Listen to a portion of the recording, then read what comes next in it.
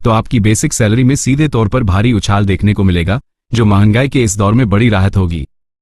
3. Pension भोगियों pensioners के लिए बड़े बदलाव। देश के लगभग 67 लाख पेंशनर्स के लिए 8वां वेतन आयोग संजीवनी जैसा होगा। पेंशन में वृद्धि।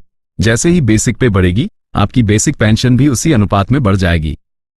महंगाई राहत। डॉक्टर 2026 में नए वेतन आयोग के लागू होते ही डीए और डॉक्टर को फिर से 0% से शुरू किया जा सकता है, जिसे बेसिक पे में मर्ज कर दिया जाएगा। इससे आपकी हाथ में आने वाली नेट पेंशन काफी बढ़ जाएगी।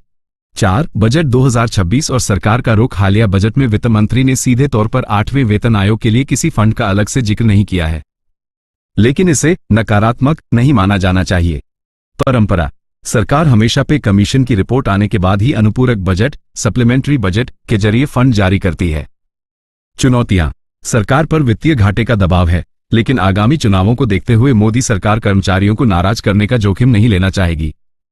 5. हड़ताल की चेतावनी और कर्मचारी संगठनों की मांग। फरवरी 2026 में कर्मचारी संगठन काफी आक्रामक रुख अपना रहे हैं।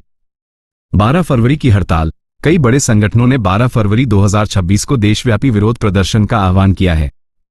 मुख्य मांगे। 1. 20% अंतरिम राहत इंटरिम रिलीफ तुरंत दी जाए। 6. पुरानी पेंशन योजना ऑप्स को बहाल किया जाए। 7. कोरोना काल के दौरान रोके गए 18 महीने के डीए एरियर का भुगतान हो। निष्कर्ष और आपकी राय दोस्तों। 8वां वेतन आयोग सिर्फ एक सैलरी हाइक नहीं है, बल्कि यह करोड़ों परिवारों की आर्थिक स्थिति का आधार है। हालांकि सरकार ने अभी तक आधिकारिक अधिसूचना नोटिफिकेशन जारी नहीं की है, लेकिन 1 जनवरी 2026 की कट ऑफ डेट से लाभ मिलना तय है। आपका क्या मानना है? क्या फिटमेंट फैक्टर 3.68 होना चाहिए? कमेंट बॉक्स में अपनी राय जरूर दें और इस जानकारी को अपने साथी कर्मचारियों और पेंशनर्स के साथ साझा करें।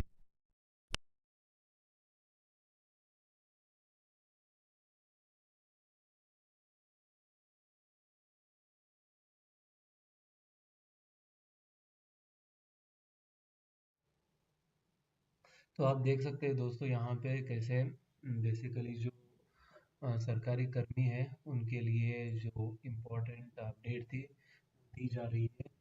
तो इसमें बहुत ही बड़ा रोल है जो कि मोदी सरकार यहाँ पे निभाएगी, क्योंकि 8वां वेतन आयोग जो है लगातार उसके लिए मांग उठाई जा रही है। और जो डिले इसमें हुआ है उसके बदले में लोग चाह रहे हैं, या फिर सरकारी कर्मी और पेंशन भोगी चाह रहे हैं कि उसके बदले में हमें यहाँ पे अरियर्स देने चाहिए, जो कि कितना भी डिले हो उतना अरियर्स यहाँ पे हमें मिलना चाहिए।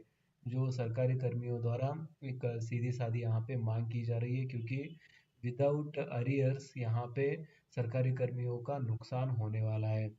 तो इन सभी चीज़ों को ध्यान में रखते हुए यहाँ पे ये बताया जा रहा है कि 8वें वेतन आयोग के सारे अरियर्स यहाँ पे सरकारी कर्मियों को मिलेंगे, और उसके साथ ही 18 मंथ्स का डीए अरियर्स भी यहाँ पे सरकारी कर्मियों को मिलने जा रहा है। तो इसके बारे में और भी ज़्यादा जानकारी हम आगे जानते हैं, तो वीडियो में बने रहिए।